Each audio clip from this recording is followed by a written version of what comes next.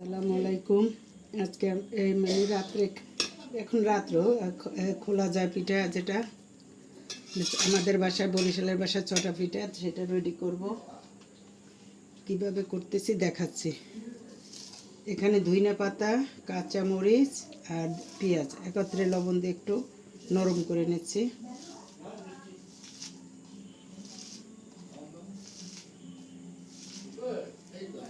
গুঁড়া করা আমার ডিপে ছিল, সেই গুঁড়া দিয়ে মাঝে মাঝে এরকম তৈরি করি। গুঁড়া রেডি করা থাকলে সবসময় করা যায় এই পিঠাটা। জাল বের হলো। আর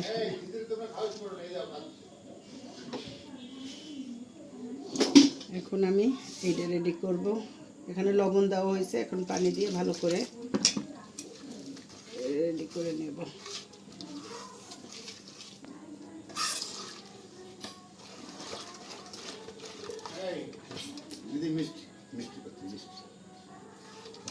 খাওয়াও তোমার দিদিরে, অসুবিধা কি? আম খাওয়াবা আর কি।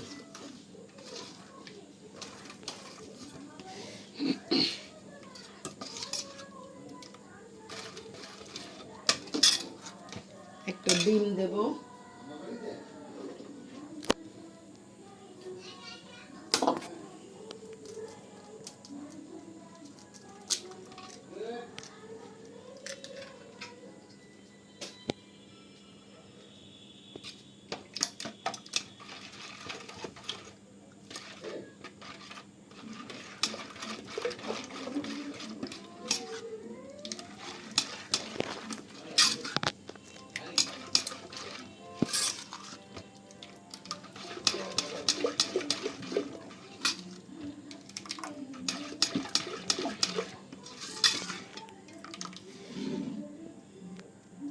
একবারে অনেক গুঁড়া করে রাখছিলাম, সেই গুঁড়া থেকে কিছু শুকাই রোজার সময় কাজে লাগাইছে, ফাঁকে পিঠা বানাই খেলাম। আর এখন কিছু আছে, এটা দিয়ে ফাঁকে ফাঁকে এরকম রেডি করে নেই।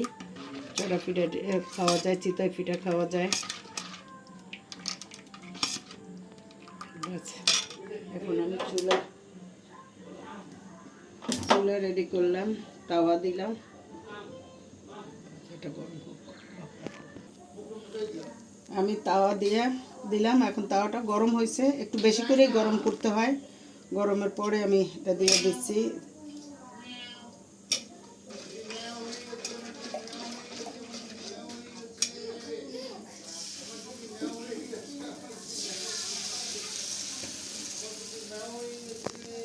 এইটা আমি পাতলা করে দেওয়ার জন্য এখানে আমি পেঁয়াজ আর কাঁচামরিচটা ভিতরে দিলাম না, এখন উপরে দিয়ে দেব।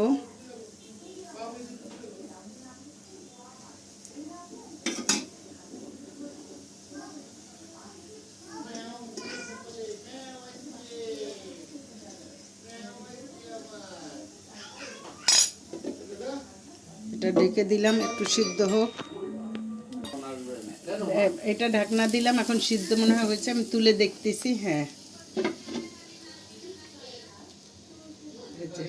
একটু এখন হোক, আর একটু হোক, তারপরে তুলবো। এটা উপরে ভিতরে দেওয়াটাই মানে ভালো হবে, সেই জন্য আমি ভিতরে দিয়ে দিলাম। কারণ উপরে দিলে পুরোটা ভিতরে যাচ্ছে না, দেওয়ার সাথে সাথে তো সুজিটা শুকিয়ে যায়।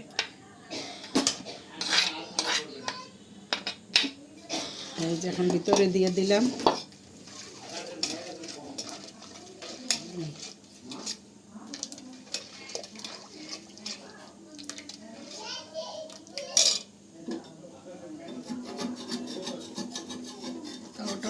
আরো গরম করা লাগতো, হয়ে উঠে যাবে।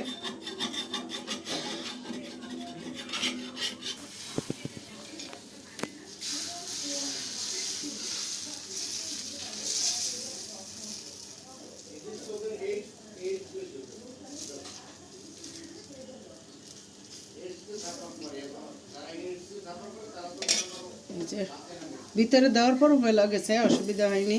তো এরকম এখন সবগুলো ভাইজে নেব, দেখাইতেছি। এখন এটা হয়ে গেছে, তুলবো। দেখুন কত সুন্দর হয়েছে। কে কে এই ভিডিওগুলো খান একটু কমেন্ট করে জানাবেন। ভালো লাগলে একটা সাবস্ক্রাইব করবেন, লাইক দেবেন। এই দেখুন কত সুন্দর হয়েছে, মাশাআল্লাহ। যে বারাক্কান দিচ্ছি, এটা আপনাদের ভাইয়ের বেশি পছন্দ, সুন্দরভাবে হচ্ছে। এগুলো দিয়ে আমি গতকাল না পরশু তেলের পিঠাও খাইলাম না।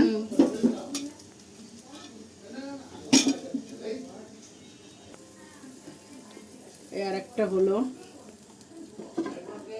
সুন্দরভাবে এটা, যেগুলো হচ্ছে গুঁড়োটা বেশ ভালো।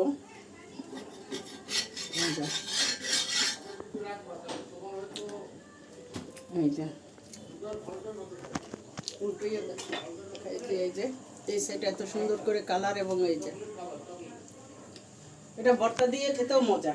এখন তার ভর্তা করবো না, তরকারি আছে তাই দিয়েই খাওয়া হয়ে যাবে।